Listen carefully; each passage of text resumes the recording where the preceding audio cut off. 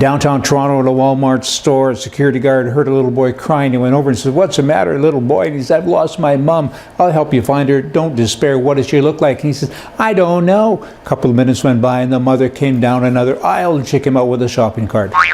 Everything was good, had a happy ending, don't you know. In Canada, keeping with Canada, it's been a little over 2 years since the start of the Liberal government's mandate, right?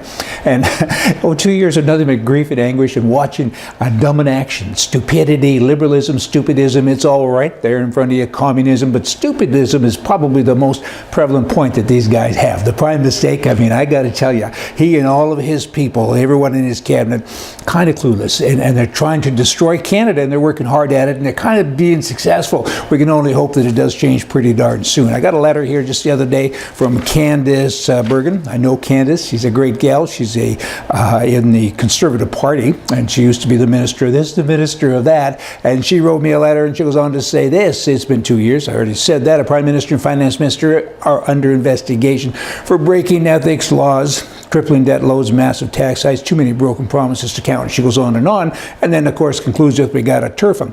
Candice, kind of sounds like you could be talking about the Conservative Party from years gone by, right? I mean, it's pretty much the same. You got to jump in if y'all want to win the next election, and we only hope that you do. We all hope that you do. You got to tell us what you can do. You got to say things. You got to open your mouth and let a whole bunch of facts and new stuff fall out, because this isn't enough. Because if you go back into history, every Conservative government has virtually done the same thing, maybe with the exception of paying off terrorists, but everything else kind of sounds like a rerun. Please, we want you guys to win next time around, but you got to be different. 60-some-odd% of Canadians haven't voted Conservative for 20 years. I mean, that would indicate to me that there's something you ain't doing right, so don't keep on doing the same thing. 4 people are murdered every day in Canada by drunk drivers and drugged up drivers. Okay, that's 4 people a day. Drunk and drugs are illegal with regards to doing what they're doing. Murdering with a gun is illegal. So why is it when a good guy has a gun, they want to come and hurt him, but when a good guy has a car or something, or, you know, a prescription for drugs like medical marijuana or some such, I mean, why is it that they're you get it.